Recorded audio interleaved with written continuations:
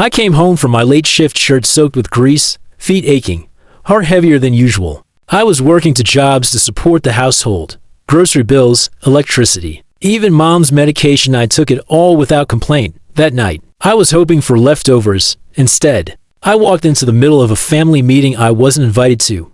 Dad sat stiffly on the couch. Mom's arms were crossed, and my younger brother, Jared 22, unemployed, and forever the golden boy, was sitting in my seat. "We've been thinking," Mom began, eyes darting away from mine. "Jared's going through a lot. He needs space, real space." I frowned. "What does that mean?" "It means," Dad cut in, "you need to move out. Maybe just for a while. Give Jared the room upstairs." I laughed, at first, thought it was a joke, but no one else laughed. "You want me to move out, so Jared can have my room? You're 28, Logan." Dad said like it was obvious. "You've had your time." "Time? I've been paying your mortgage." "That's not fair," Mom said. "You lived here too." I opened my mouth but nothing came out. For 7 years I'd been the silent workhorse. After college, I didn't chase dreams. I stayed to help them recover from bankruptcy. I gave up travel, dates, even sleep. I covered Jared's failed business loan. And now, they wanted me gone. So I left. I packed a duffel bag that night. No yelling, no scenes, just silence. Jared smirked as I walked past. Mom handed me a box of crackers for the road. Dad patted my shoulder like he was proud. I didn't say goodbye. I slept in my car for 2 nights before my friend Eric let me crash on his futon. He was the only one who knew the truth, that I wasn't just broke. I was devastated. I didn't miss the house. I missed the illusion that I mattered. The 3rd night, something inside me snapped. I pulled up my laptop, logged into the shared family bank account, and stared at the numbers I knew by heart. Years ago, my parents had added me as a secondary administrator for emergency access. They forgot to remove it. So I didn't transfer anything. I didn't steal a dime. I just froze every single credit card linked to their account. Click, click, click. Done. I imagined the scene. Mom at the salon, card declined. Dad at the golf store, swiping furiously. Jared trying to order takeout and getting payment failed. I watched from afar. 2 days later, Dad called. "We think there's been a fraud incident." He said, "The cards, they're frozen." I smiled into the phone. "Yeah, I know. I froze them." Dead silence. "You what? You kicked me out, remember? Guess you'll have to figure things out, like I did. You ungrateful little." I hung up. But I didn't stop there. I sent a polite email to the bank, requesting to remove myself from the account entirely. Then I opened my own. Got a small studio apartment. Nothing fancy, but it was mine, with walls that didn't whisper betrayal. Jared tried to DM me a few weeks later. "Dude, not cool." Mom had to pawn her earrings. I didn't respond. Because finally, they were learning what it was like to be the one left out, the one unsupported, the one treated like a leech, and I was just getting started. A month passed. I didn't speak to any of them. I blocked their numbers, muted them on every app. But I didn't need to look far. Word spread through our small town faster than wildfire. Apparently, the mortgage bounced. Apparently, Jared pawned my old laptop. Apparently, Mom blamed me in the church prayer group and cried to the pastor that her selfish son abandoned them after everything. I didn't flinch, not once. But inside, I wrestled with the ache of it. I wasn't raised to be cold. I was raised to be loyal. Loyal to a fault, until that fault cracked open and swallowed me whole. I started journaling everything, every bill I'd paid, every loan I'd covered, every dinner I skipped so they could eat better. I made a spreadsheet with dates, amounts, screenshots. I wasn't documenting revenge. I was documenting truth. 2 months later, I received a letter in the mail, an envelope with my father's handwriting. Inside was a single note.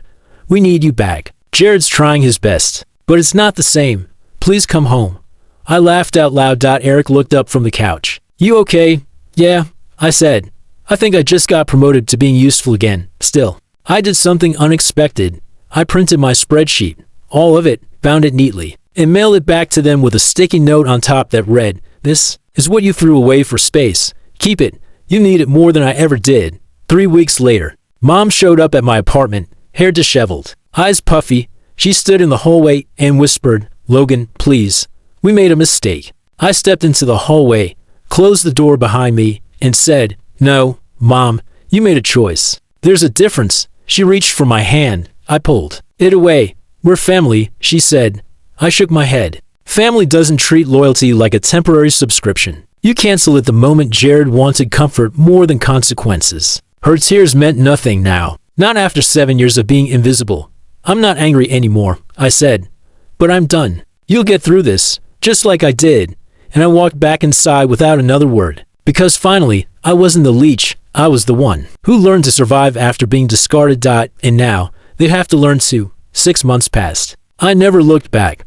But karma, she always circles back. It started with a call from my bank. Hi, Mr. Logan. We're calling to confirm a few suspicious transactions tied to your name and old address. I frowned. Old address, someone attempted to open a new line of credit under your name. The IP matched a device linked to your past family residence. Jared, I knew it before they even confirmed it. And that's when I decided to act not out of anger, but out of precision. See, while I was paying their bills for all those years, I had them added as secondary users to my business card. I kept it active, just in case. I had never removed their access when I got my new cards. It was a mistake. But now, a perfect tool. I didn't yell. I didn't scream. I simply logged in and froze every card that ever bore my name. All of them, including the one they were using to buy groceries, including the one connected to their utilities. And then, I sat back and watched. A week later, my old neighbor messaged me, "Hey, is everything okay with your parents? I saw them arguing in the driveway. Your mom was crying. Looked like they had no power." I replied, "I'm sure Jared will figure it out. He's the golden one, after all." Then I turned my phone off and got back to my work trip in Rome. The silence was blissful. 2 weeks later, a new message from my father. On LinkedIn, of all places, "We're in a bad spot. Your mother is sick. Jared's been missing work. Please. Logan, if there's any decency left in you." That word decency lit a flame in my gut. Decency? Like when I worked at jobs and slept on the floor so they could keep the heat on. Like when they kicked me out with a bag and a shrug. No. So I responded. I didn't insult them. I didn't lash out. I sent a digital invoice. Every expense I'd paid over those 7 years. $138,000 in total. And one line at the bottom. Repayment due in dignity. Or silence. I'm fine with either. No response. But I heard what I needed through whispers. Emails from old classmates. Even a local blog post. Turns out Jared had a breakdown. Walked out of his new job after being caught stealing supplies. Mom tried hosting spiritual cleansing services on Facebook Live. It flopped. Dad attempted to flip their minivan for quick cash. It got repossessed 2 days later. And me, I bought a house to town's over. Nothing flashy. Just peaceful. Just mine. I met someone, a quiet, kind man who never asked me to carry him. He just stood beside me. And then one evening, while we were watching a movie, I got a message from Jared. "I messed up. I see it now. I wish I'd known what you carried." I stared at the screen, then typed, "It's not about what I carried. It's about how no one ever offered to help. Good luck." Blocked. Because sometimes, the greatest revenge is no longer being the one begging to be seen. It's being the one they can't reach, not because you disappeared, but because you finally rose high enough to live above their noise. And when they fall, you let them fall. Because they asked for space. Now they get to live with the emptiness they created. The weeks that followed were strangely quiet. No begging voicemails. No apologies. Just nothing. It was as if they vanished, or maybe, for the first time, I just stopped looking back. I was finally living in my own peace. Until I saw the GoFundMe. A friend forwarded it with a simple message. "Is this your family?" There it was, a photo of my mother and father, looking tired and gaunt, Jared in the middle. Eyes hollowed. The campaign title. "We lost everything after supporting our troubled son. Please help us rebuild troubled son." Me. I laughed. Then I scrolled. There it was, my name. Bold and capitalized. "We spent years helping our son Logan. He abandoned us after we sacrificed everything for him." I felt my heart slam against my ribs. That was their story now. So I left a comment. Not mean. Not harsh. Just truth. Logan. Here. I paid their bills for 7 years. Got kicked out for breathing. Then cut them off. This fundraiser is fiction. Donate if you love being lied to. I didn't need to scream. I just needed to speak once and clearly. Within hours, the page was reported and taken down. The next day, I got a call from a local reporter. She was writing a piece about toxic family narratives and saw my comment. Would I like to share my story? I declined. I didn't need fame.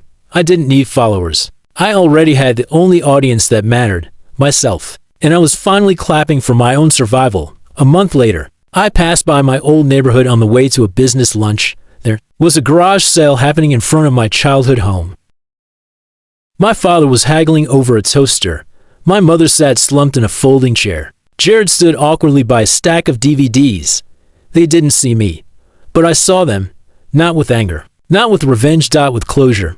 I had finally become everything they swore I'd never be, and they had become everything they once accused me of being: irresponsible, broke, bitter. I drove off. My phone buzzed. Then texting, "Dinner tonight, your favorite place. I'll meet you there." I smiled. Because in the end, I didn't just walk away. I walked up into the kind of life they said I'd never deserve, and they were left holding the silence they once forced me to sit in, except now, it echoes.